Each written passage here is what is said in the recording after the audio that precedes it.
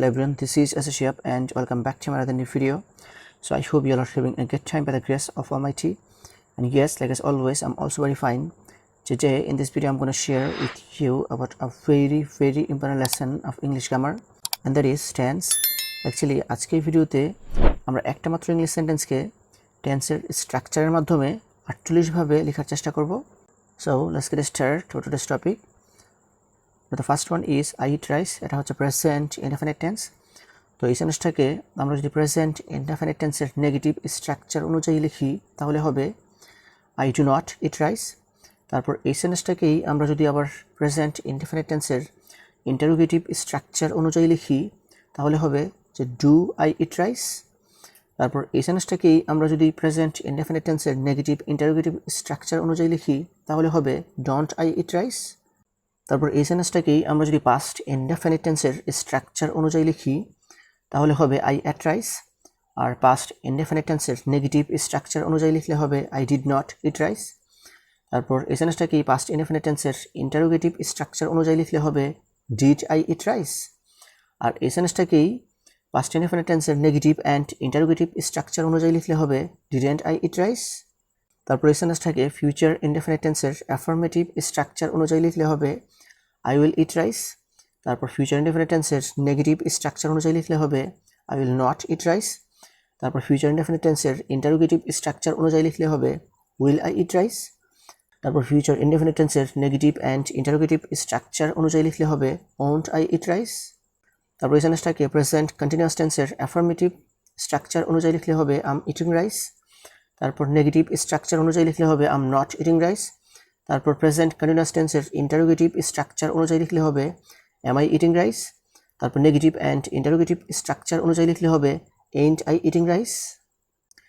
তারপর এই সেন্টেন্সটাকেই past continuous টেন্সের অ্যাফার্মেটিভ স্ট্রাকচার অনুযায়ী লিখলে হবে I was eating rice। তারপর পাস্ট কন্টিনিউয়াস টেন্সের নেগেটিভ স্ট্রাকচার অনুযায়ী লিখলে হবে I was not eating rice।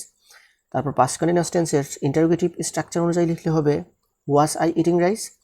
তারপর পাস্ট কন্টিনিউয়াস টেন্সের নেগেটিভ অ্যান্ড ইন্টারোগেটিভ স্ট্রাকচার অনুযায়ী লিখলে হবে wasn't I eating rice। তারপর এই সেন্টেন্সটাকেই আমরা যদি ফিউচার কন্টিনিউয়াস টেন্সের অ্যাফার্মেটিভ স্ট্রাকচার অনুযায়ী লিখি তাহলে হবে I will be eating rice। তারপর ফিউচার কন্টিনিউয়াস টেন্সের নেগেটিভ স্ট্রাকচার অনুযায়ী লিখলে হবে I will not be eating rice। তারপর ইন্টারোগেটিভ স্ট্রাকচার অনুযায়ী লিখলে হবে will I be eating rice। তারপর নেগেটিভ অ্যান্ড ইন্টারোগেটিভ স্ট্রাকচার অনুযায়ী লিখলে হবে won't I be eating rice। তারপর এই সেন্টেন্সটাকেই প্রেজেন্ট পারফেক্ট টেন্সের অ্যাফার্মেটিভ স্ট্রাকচার অনুযায়ী লিখলে হবে I have eaten rice।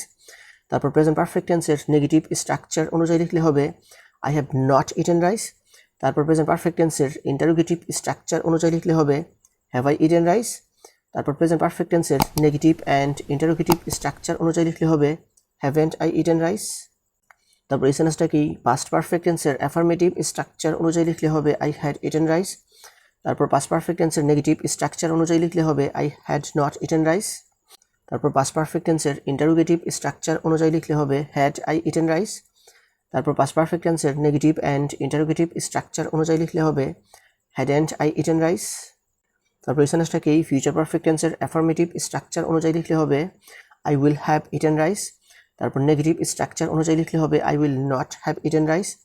তারপর ফিউচার পারফেক্ট টেন্সের ইন্টারোগেটিভ স্ট্রাকচার অনুযায়ী লিখলে হবে will I have eaten rice।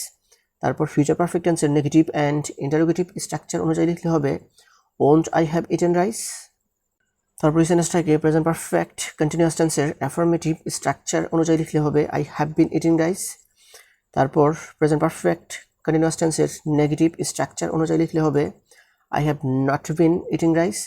তারপর প্রেজেন্ট পারফেক্ট কন্টিনিউয়াস টেন্সের ইন্টারোগেটিভ স্ট্রাকচার অনুযায়ী লিখলে হবে have I been eating rice।